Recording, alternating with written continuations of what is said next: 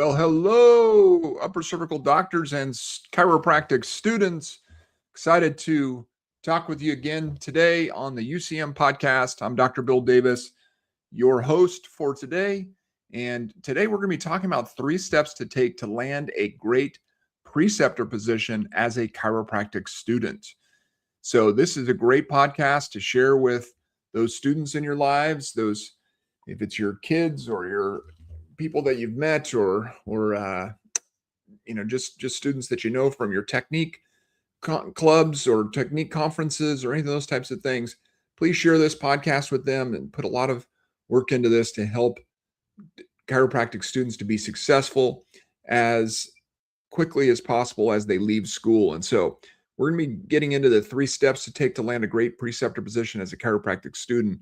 And we're also really going to talk about how to avoid common mistakes and set yourself up for long-term success. When I came out of chiropractic school and I did my preceptor position in the last, during my last trimester, I just got a position basically anywhere that I could get one. And it was a terrible experience for me, actually. And I actually had thought that I made a terrible mistake by going into chiropractic school. And so I almost got to the point where I didn't even want to be a chiropractor anymore because this was such a bad experience. And so I don't want that for any of you out there that are chiropractic students. I want you to have a great preceptor position experience that will hopefully lead into a great associate position for you as well. And so let's get into 3 steps to take to land a great preceptor position as a chiropractic student. So first of all, why does this matter? A preceptor position isn't just a requirement for your degree. It's training for your future career. That's how you should be thinking about it, no matter where you are in school. How can I get the training that I need to be successful in my career as a chiropractor? And so you don't want to wait too long to think about your preceptorship. You don't want to take the first opportunity that you're offered. Or what will commonly happen is you'll end up with poor mentorship and limited growth. And so let's get into it and look at what you should be doing as you go into it. So step 1 here is to get clear on the type of doctor that you want to become. A preceptor position it's not just an internship. It's a learning environment that shapes your confidence, your skills, and your direction as a chiropractor. And so to think of it that way, begin with the end in mind and start thinking about what type of a doctor do I want to be? What type of a chiropractor do I want to be? What type of a specialist do I want to be within the chiropractic profession? Start thinking in those terms, and you can start to get more clear on the type of position that you'll want to look for. So here's some questions that you must answer as you are preparing for your preceptor position. And you really want to answer these questions before you apply anywhere. You want to ask yourself, do I want to own my own practice one day? Right? This is an important question to answer. Do you want to own your own practice? Not everybody should own their own practice. And so be thinking that through, because it can dramatically impact the type of preceptor position that you want to look for, and ultimately whether or not you want to do an associate position or not, or if you want to try to get as much experience as possible during your preceptorship and go directly out on your own. So thinking about, do I want to own my own practice one day? And what is the timeline for that? Is that, you want to come right out of school and start your own practice? Do you want to, have a short-term associate position, maybe 1 year, 2 year, 3 years? Or do you want to be a long-term associate and, not own your own practice ever, which is okay as well. It depends on you, your goals, and what you believe you're going to be most effective at and successful at when it comes to your chiropractic career. Another question that you want to ask yourself is, do I want to specialize? There's a lot of different specialties within within chiropractic, I should say. One of my favorites is upper cervical, obviously, but there's a lot of chiropractic specialties out there. There's people that specialize in particular techniques and particular conditions or particular styles of practice. There's lots of different specialties out there. And so thinking about that again can really impact the type of preceptor position that you want to get. If you want to say, do Pedibon technique, for instance, well, it would be very useful for you to get a preceptor position in a Pedibon office, right? Because then you can learn how Pedibon chiropractors practice and what sort of things they're different. What is their equipment? How is it different? How do they, structure their day to day, their care plans, all these types of things will be different in that practice versus a different type of style of practice. And so thinking about, do I want to specialize? And what we recommend is you should absolutely specialize in something. That's, as a chiropractor, to set yourself apart, it is good to specialize. We can talk more about that later. What techniques or practice styles interest me? Well, maybe you don't know what specialty that you would want to pursue. And so, in school, pursue or look into as many techniques as you can and different practice styles. Visit as many practices as possible. You want to visit dozens of chiropractic practices while you're in school. Go to different kinds. If you are, considering, say, upper cervical chiropractic, go to an upper cervical chiropractic office. Maybe go to a few different types. Go to a Nuka practice. Go to a Blair practice. Go to a knee chest practice. These are all different. These are all upper cervical techniques, but they all have very different practice styles. There's different ones that may interest you. If you want to specialize in, say, neurology, then go to an office that specializes in neurology. If you want to specialize in, or you're at least considering it, specializing in, say, pediatrics, then find a practice that focuses on pediatrics or prenatal or, whatever it is. Find these practices while you're in school, visit them, learn about them. So then when you get to the place of your preceptor position, then you can be more specific when it comes to the type of preceptor position that you want. And then also ask the question about, what kind of environment helps me grow? As you've gone through school, what are those professors that have helped you the most? What is their teaching style? What, do you respond well to, very, very strong, disciplined, structured type of teaching style? Or do you respond better to a looser, more, free teaching style, more organic? What is that teaching style that is best for you? Because again, you want to try to find a preceptor position where you're going to learn the most. And so the type of teaching style that doctor has will be important. And the key thing with all of these questions is you don't need perfect answers. You just need direction. You don't need to, you just have to ask yourself these questions, start thinking through your answers, and start to get some more clarity when it comes to the direction you want to go in with your chiropractic future. So step number 2, position yourself like a future doctor, right? Great practices aren't looking for desperate students who would just have to fulfill their, internship requirement for their preceptorship. They're looking for coachable, intentional future doctors, right? So mindset matters more than experience. And so when you're coming out of school and you don't have any experience really other than just working in clinic, what's your mindset like? Have you committed to learning? Are you that type of a person who is consistently, listening to podcasts like this or reading books, listening to books, watching videos to learn skills that are necessary to be good as a chiropractor? Or is that who you are? Are you consistently learning? Are you consistently applying what you learn and getting experience? Have you been out there, as you visited practices, have you volunteered to help them out in their practice with different things? Have you been in practices? These types of things matter.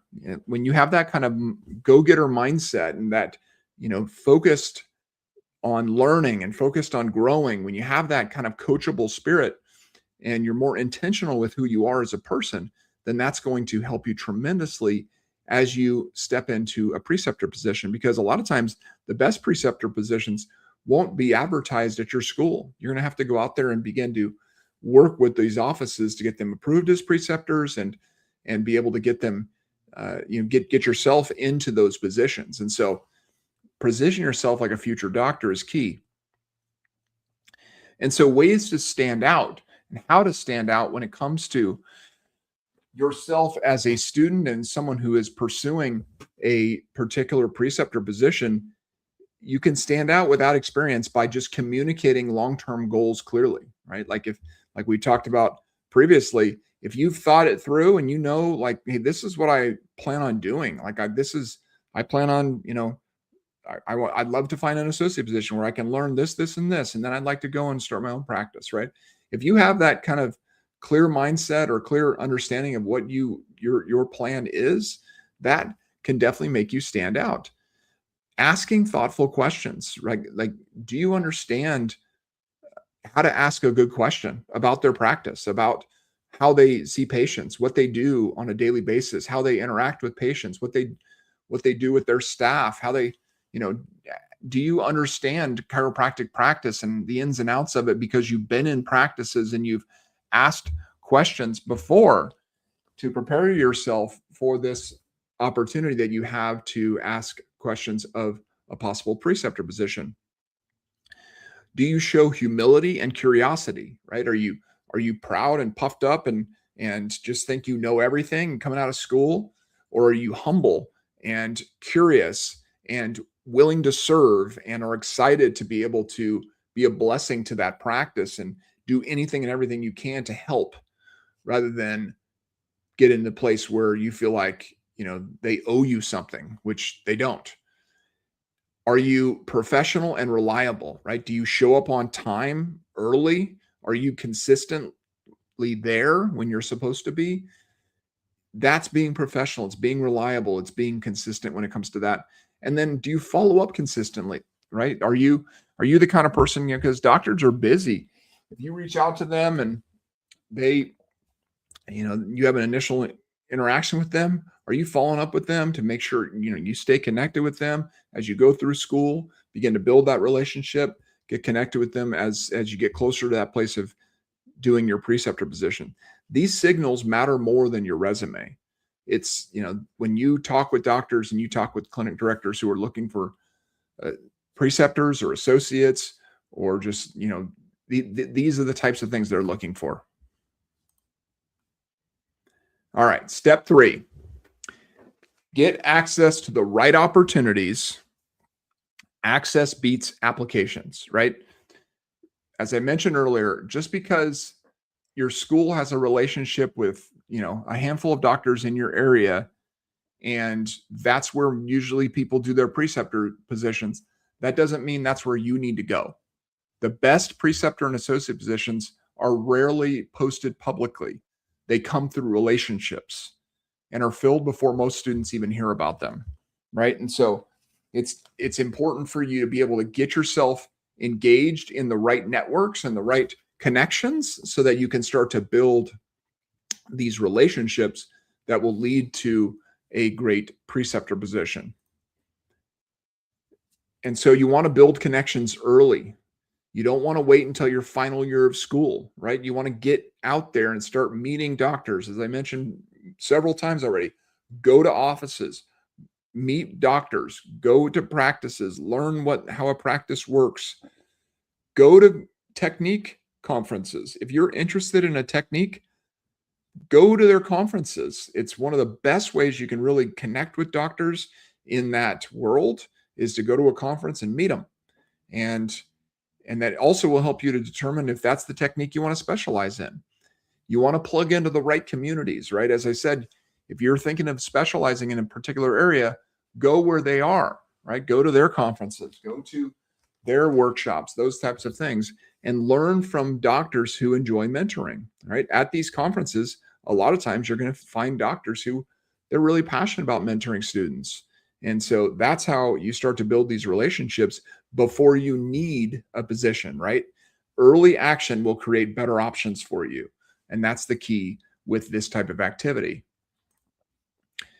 And so here's some common mistakes to avoid. You want to avoid these career mistakes: waiting too long to start, right? Now, obviously, if you're listening to this and you're in your final semester or whatever of school, last trimester, last quarter, whatever it is at your school, then, it is what it is. But if you can start early, then start early. If you're in your first year of school, great. Start doing these things now. If you are starting chiropractic school, start doing these things now. Like, you can never do this too early. Even before you go to school, go to chiropractic school, you could be visiting chiropractic practices and interacting with chiropractors. So avoid waiting too long to start. And also, don't get too caught up in pay over mentorship, right? If you're like, hey, this practice over here is going to, if I do my preceptor position there, then I'm going to be able to get this amount of money to start as an associate or whatever. But it's not really what you want to do, the type of specialty, what type of practice you want to focus on. If I were you, I would choose mentorship over pay if that's a priority to you, right? So of course you got to get paid. You want to get paid. You want to make a good living as a chiropractor, but if you can get the right mentorship, the right training, it's going to serve you a lot more long-term than, a quick paycheck after graduation. You also want to avoid ignoring culture and leadership fit, right? If you go into a practice and you don't like the culture there, you don't like how they lead, how the doctors lead, whatever it is, then, that matters. That matters. You don't want to be in a place where you're going to have a hard time with what they're doing. And then you want to avoid just assuming any preceptorship is a good one, right? I think we've already mentioned this a few times. Just because your school has preceptor positions available doesn't mean that's the only options that's out there. Because these types of short-term decisions can create long-term problems. And so let's get into some actions you can take now. No matter where you are in school, you can take a couple of different actions that is going to dramatically help you. You don't have to figure this out alone. The earlier you get intentional, the more opportunities you'll have when it matters most. And so 2 actions you can take right now. Number 1, join the Associate Talent Network. We have an Associate Talent Network that you can find at ucmgrow.com/network. That's ucmgrow.com/network. And that will help you to connect with practices that are actively looking for preceptors and associates. This is specifically within the upper cervical chiropractic world. And so if you want to specialize in upper cervical, which I would highly recommend you do, then this is the place you want to be. You want to be in the Associate Talent Network over at ucmgrow.com/network. That will, what you'll get as a result of that, you'll become part of that Associate Talent Network, but we'll also do a career planning call with you to find out more about what your plan is so we can most effectively connect you with the right preceptor and associate position opportunities. And then the second action step is to download our free guide to help you as a student in your transition to become a doctor. It's called From Student to Doctor, the Chiropractic Career Starter Kit. And you can find that over at ucmgrow.com/career. ucmgrow.com/career. It's a clear roadmap for career decisions before graduation. It's got everything in there from, how do you know if you should start your own practice coming out of school? Who is the right type of person for a long-term associate position? Who's the right type for a short-term associate position? What are all kinds of different specialties you could go into and so forth. And so there's tons of stuff in this, really put a lot of work into this. It's a great guide for you if you're a chiropractic student, no matter where you are in school. And so you can get that over at ucmgrow.com/career, and that will help you as well. So those are the 2 steps that we encourage you to take today as a chiropractic student. 1 is to join the Associate Talent Network at ucmgrow.com/network. And 2 is to download our free guide From Student to Doctor, the Chiropractic Career Starter Kit at ucmgrow.com/career. career. Thank you so much for listening to the podcast today. And for all of you that regularly listen, we always end these podcasts by saying, go team upper cervical.